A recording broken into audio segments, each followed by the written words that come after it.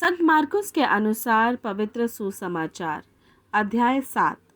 तब फरीसी और कई एक शास्त्री जो यरूशलेम से आए थे उसके पास इकट्ठे हुए और उन्होंने उसके कई एक चेलों को अशुद्ध अर्थात बिना हाथ धोए रोटी खाते देखा, क्योंकि फरीसी और सब यहूदी पुरनियों की रीति पर चलते हैं और जब तक भली भांति हाथ नहीं धो लेते तब तक नहीं खाते, और बाजार से आकर जब तक स्नान नहीं कर लेते तब तक नहीं खाते। और बहुत सी और बातें हैं जो उनके पास मानने के लिए पहुंचाई गई है, जैसे कटोरों और लोटों और तांबे के बर्तनों को धोना मांजना। इसलिए उन फरीसियों और शास्त्रियों ने उससे पूछा कि तेरे चेले क्यों पुरनियों की रीतों पर नहीं चलते और बिना हाथ धोए रोटी खाते हैं। उसने उनसे कहा कि यशायाह ने तुम कपटियों के विषय में बहुत ठीक भविष्यवाणी की, जैसे लिखा है कि ये लोग होठों से तो मेरा आदर करते हैं पर उनका मन मुझसे दूर रहता है, और ये व्यर्थ अपनी उपासना और ये व्यर्थ मेरी उपासना करते हैं, क्योंकि मनुष्य की आज्ञाओं को धर्मोपदेश करके सिखाते हैं। क्योंकि तुम परमेश्वर की आज्ञा को टालकर मनुष्यों की रीतियों को मानते हो।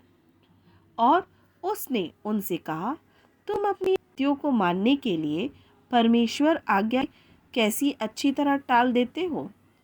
क्योंकि मूसा ने कहा है कि अपने पिता और अपनी माता का आदर कर, और जो कोई पिता व माता को बुरा कहे वह अवश्य मार डाला जाए। परंतु तुम कहते हो कि यदि कोई अपने पिता व माता से कहे कि जो कुछ तुझे मुझसे लाभ पहुंच सकता था वह कुर्बान अर्थात संकल्प हो चुका, तो तुम उसको उसके पिता व उसकी माता की कुछ सेवा करने नहीं देते। इस प्रकार तुम अपनी रीतियों से, जिन्हें तुमने ठहराया है, परमेश्वर का वचन टाल देते हो और ऐसे ऐसे बहुत से काम करते हो।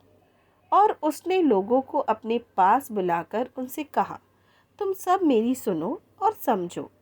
ऐसी तो कोई वस्तु नहीं जो मनुष्य में बाहर से समाकर अशुद्ध करे, परंतु जो वस्तुएं मनुष्य के भीतर से निकलती है वे ही उसे अशुद्ध करती हैं। यदि किसी के सुनने के कान हो तो सुन ले। जब वह भीड़ के पास से घर में गया तो उसके चेलों ने इस दृष्टांत के विषय में उससे पूछा। उसने उनसे कहा, क्या तुम भी ऐसे न समझो? क्या तुम भी नहीं समझते कि जो वस्तु बाहर से मनुष्य के भीतर जाती है वह उसे अशुद्ध नहीं कर सकती, क्योंकि वह उसके मन में नहीं परंतु पेट में जाती है और संडास में निकल जाती है। यह कहकर उसने सब भोजन वस्तुओं को शुद्ध ठहराया।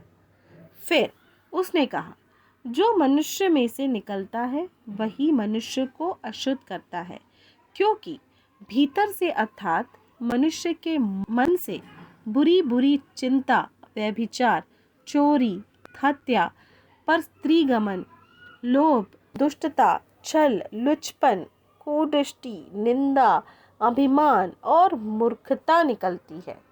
ये सब बुरी बातें भीतर ही से निकलती है और मनुष्य को अशुद्ध करती है। फिर वह वहाँ से उठकर सूर और सैदा के देशों में आया और एक घर में गया और चाहता था कि कोई न जाने, परंतु वह छिप न सका। और तुरंत एक स्त्री जिसकी छोटी बेटी में अशुद्ध आत्मा थी उसकी चर्चा सुनकर आई और उसके पांवों पर गिरी। यह यूनानी और सुरफिकिनी जाति की थी और उसने उससे विनती की कि मेरी बेटी में से दुष्ट आत्मा निकाल दे। उसने उससे कहा, पहले लड़कों को तृप्त होने दे, क्योंकि लड़कों की रोटी लेकर कुत्तों के आगे डालना उचित नहीं है। उसने उसको उत्तर दिया कि सच है प्रभु। तो भी कुत्ते भी तो मेज़ के नीचे बालकों की रोटी का चूर चार खा लेते हैं।